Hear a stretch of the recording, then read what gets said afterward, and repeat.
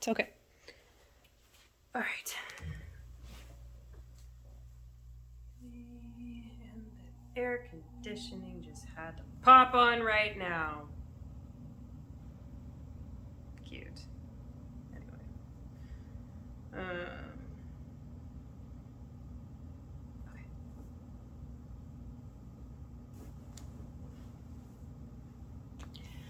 So my next tip involves props. Now this is something that is very similar to what I was saying about costumes, and is also going back to the problem of ableism involving dance being solely a visual art form, which it is not. To give you all a good example of what I'm talking about with this, a few years ago there was a dance that was on the popular TV show World Dance, and the concept of the piece was about aging and how aging affects being dancers. The prop that was used was a cane to give the audience a visual to help bring home what the narrative of this particular dance was. A cane is an assistive device. There are many different types of canes for many different types of assistive situations. For instance, I have a cane. I have a white mobility cane or just a mobility cane, and it helps me with like walking and making sure that I don't run into things or trip over curbs. You have canes that also assist with walking in a different way. There are so many different uses for canes, but at the end of the day, they are assistive devices. And assistive devices should never be used as a way to help better tell a story or help the audience get it. This is very similar to what I've said before about ableist language, is that you can say what you're trying to say without defaulting to ableist language. Same thing applies when you are speaking through your artistry.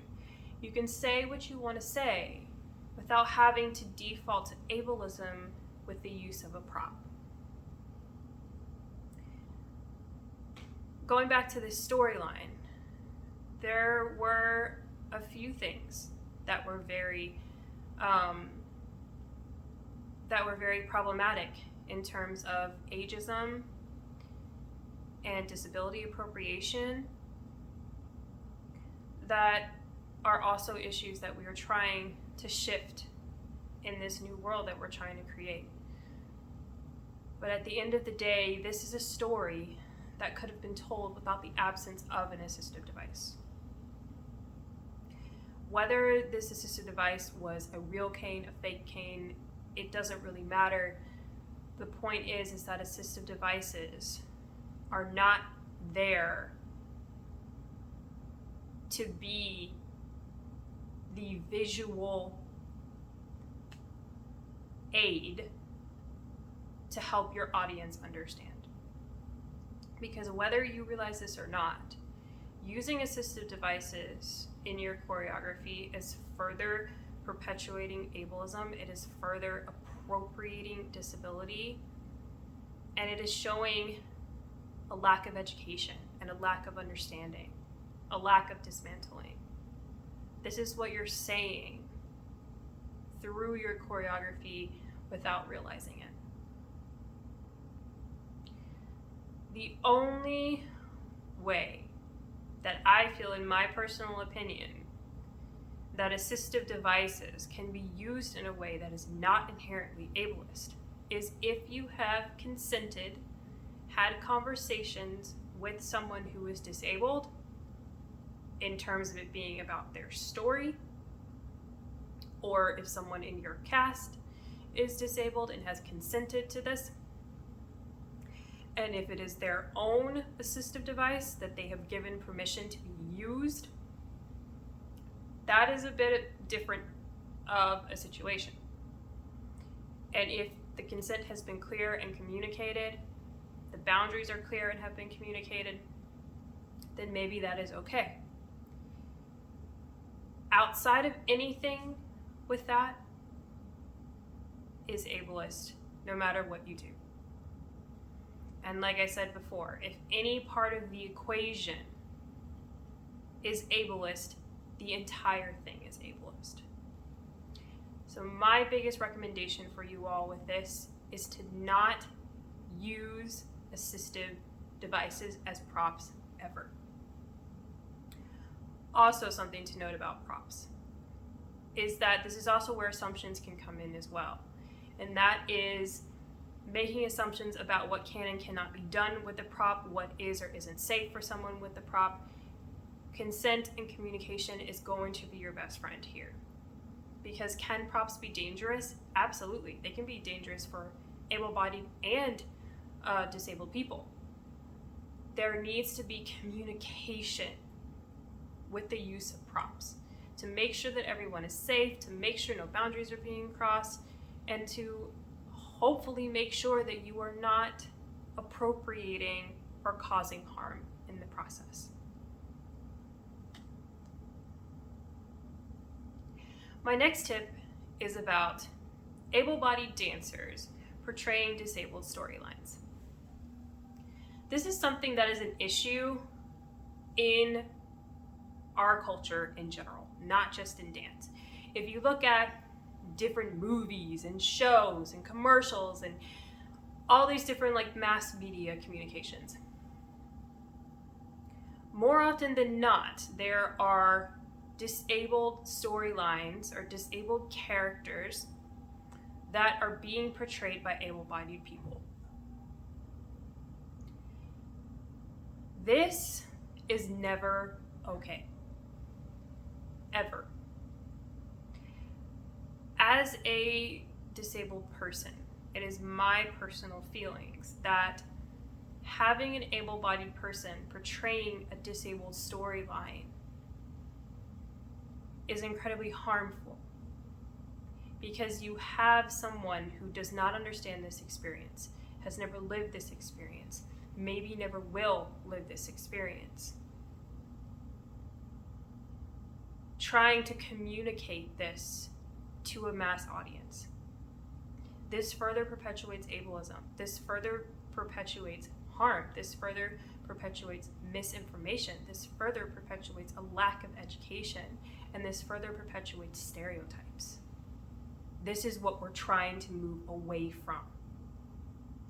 It is never okay to have able-bodied dancers portraying disabled storylines. A good example of this, going back to an example that I shared earlier, with the dance that was created about my vision. It was something that was being portrayed by able-bodied dancers. I was not a part of this process, other than being told about it and being asked to talk about my experience, and that being used as a voice recording before the rest dance. But other than that, I was not a part of this, and there were no other dancers that were a part of this process who understood that experience. And of course, that was the intent, right? For this piece to help everyone else understand my experience. But this was done without me truly being a part of the process. And therein lies the ableism.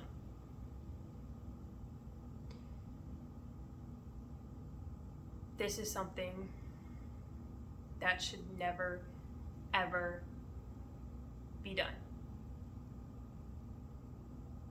Even if you are communicating with people, if you are getting the education, is that helpful? Is that great? Is that change? Yes, absolutely.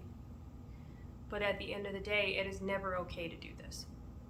And to give you all a good example, another good example of this, is the movie called Music that Sia came out with a little while ago.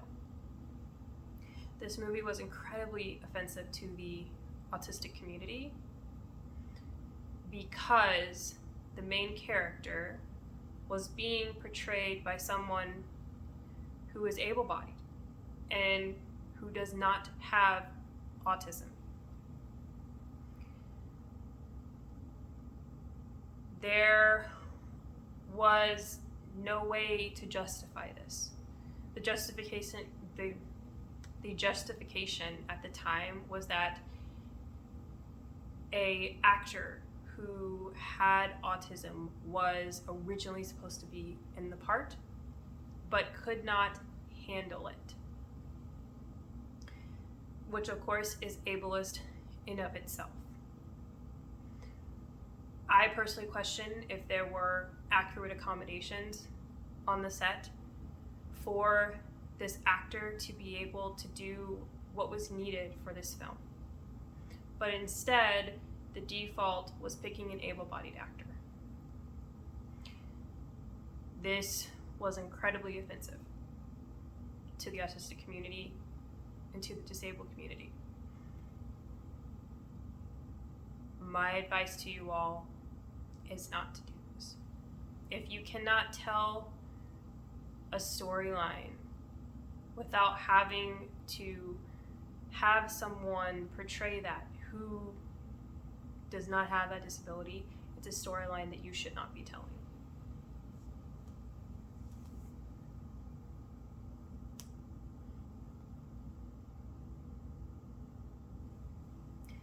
The last thing that I want to talk to you all about is titles and language. So I've done quite a few videos talking about ableist language and why this is such a big deal in terms of making dance spaces more accessible and inclusive for everyone.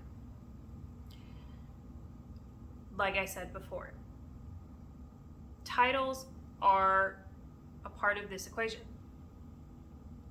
One part of the equation is ableist, the whole part of the equation is ableist. Having your titles be ableist in nature as a way to help your audience understand is incredibly ableist. This goes back to that we do not need to rely on ableism for audiences to understand what we are trying to tell them. This also goes with just ableist language in general, in your process, in your classroom, whatever the situation may be. You don't need ableist language to teach your students, to teach your dancers, to choreograph your piece. To give a good example of this, I've been in a few processes where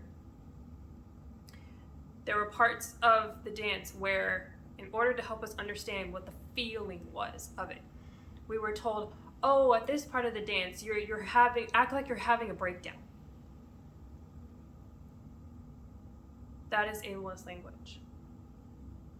Mental breakdowns are incredibly serious. They are very real. They are a very real part of mental illness in the mental community. They're a very real part of mental illness and a part of the mental health community. How can you explain a moment of emotional vulnerability without resulting to using a mental breakdown? How can you say what you're trying to say without defaulting to ableism?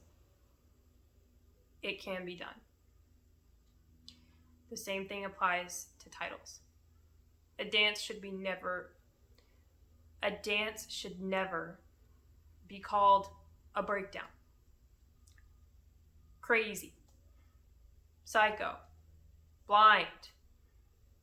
Any of those things should never be used as titles.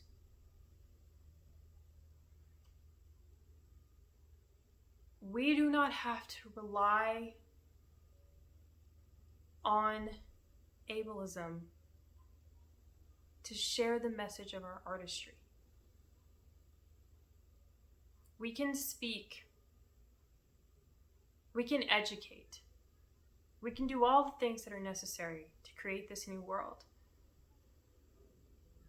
without holding on to the roots of ableism that are still binding us to this system that's not working for us.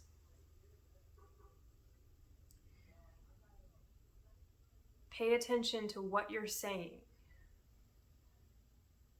regardless to whether it matches the intention that you are wanting. Ableist language should not be used in your process. Ableist language should not be used in your title. Ableist language should not be used, period. It's a process to unlearn this and to dismantle this, and it takes time. But at the end of the day, you have to think about how you could be harmful in the way that you're titling your work.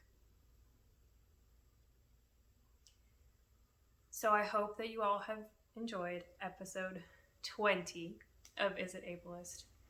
I want to say thank you again for all of the support of this series and just the support in general.